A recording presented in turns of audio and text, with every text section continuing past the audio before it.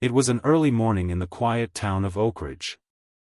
The sun peeked over the horizon, bathing the streets in soft golden light.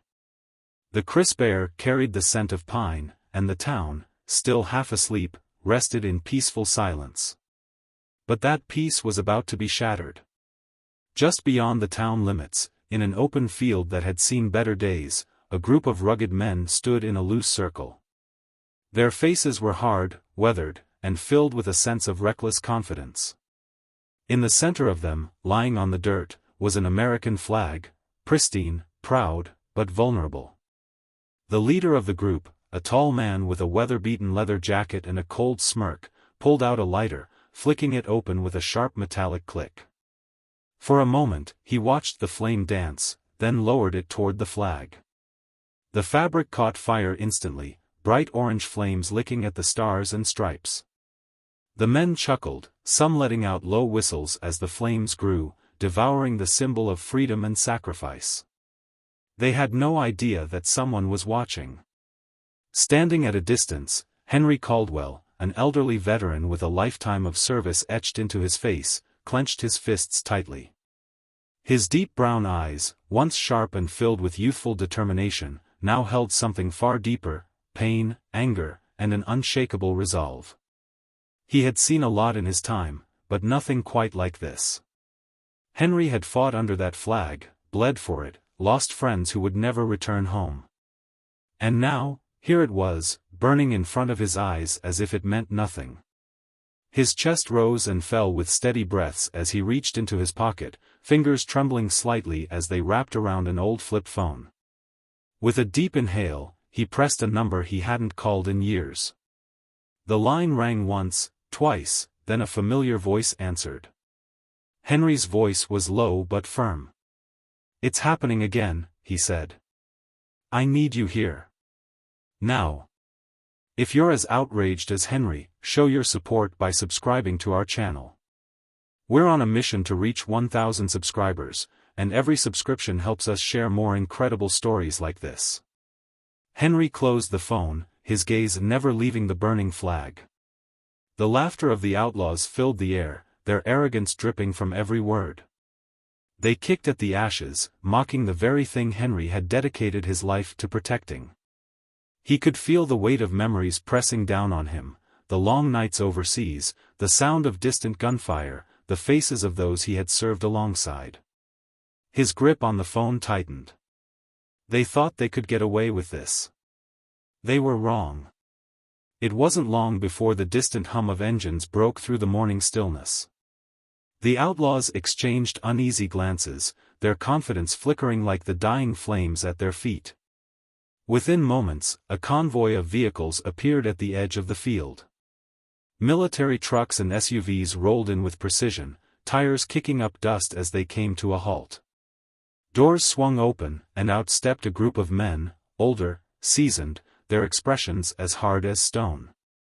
At the front was Colonel Mitchell, an old comrade of Henry's, his sharp blue eyes scanning the scene with quiet fury. Henry stepped forward, his presence commanding.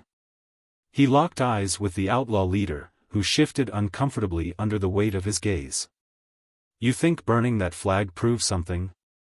Henry's voice was calm but carried the weight of years of service and sacrifice. "That flag stands for every sacrifice made so you could have the freedom to stand here today."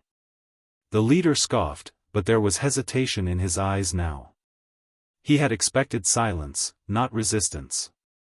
Colonel Mitchell crossed his arms, his voice cutting through the tension. "You boys have no idea who you're dealing with." One of the younger outlaws shuffled his feet, his confidence visibly shaken. Henry pointed at the charred remains of the flag. "Pick it up," he ordered. The leader hesitated, but Henry took a step closer, his voice like steel. "I said, pick it up." With a reluctant sigh, the man bent down, lifting the ruined flag with trembling hands. The weight of their actions was finally sinking in. Henry stared at them, his expression unwavering. "Now apologize." The leader opened his mouth, but the words didn't come easily. I'm sorry," he muttered, avoiding eye contact. Henry nodded slowly. Louder. I'm sorry, the man said, his voice cracking under pressure. The outlaws looked at each other, their bravado crumbling. With a nod to Mitchell, Henry stepped back, watching as the outlaws stood awkwardly under the judgmental gazes of the veterans. Actions have consequences, Henry said. Consider this your first and only warning. The convoy didn't move, standing like silent sentinels as the outlaws hurriedly backed away, their heads hung low. The message had been delivered. As the last of the men disappeared into the distance, Henry let out a slow breath. He bent down, brushing his fingers gently over the remnants of the flag.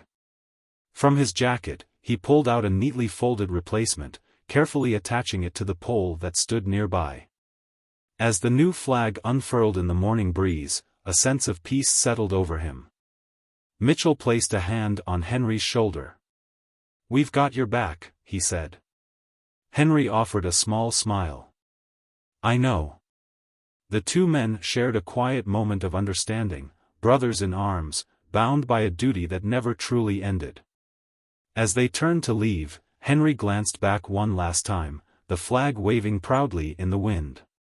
Some battles weren't fought with weapons, but with honor, dignity, and an unwavering belief in what's right. If you found this story inspiring, don't forget to subscribe and help us reach our goal of 1,000 subscribers. Hit that like button and share your thoughts in the comments below. What would you have done in Henry's shoes? Let us know, and stay tuned for more powerful stories like this.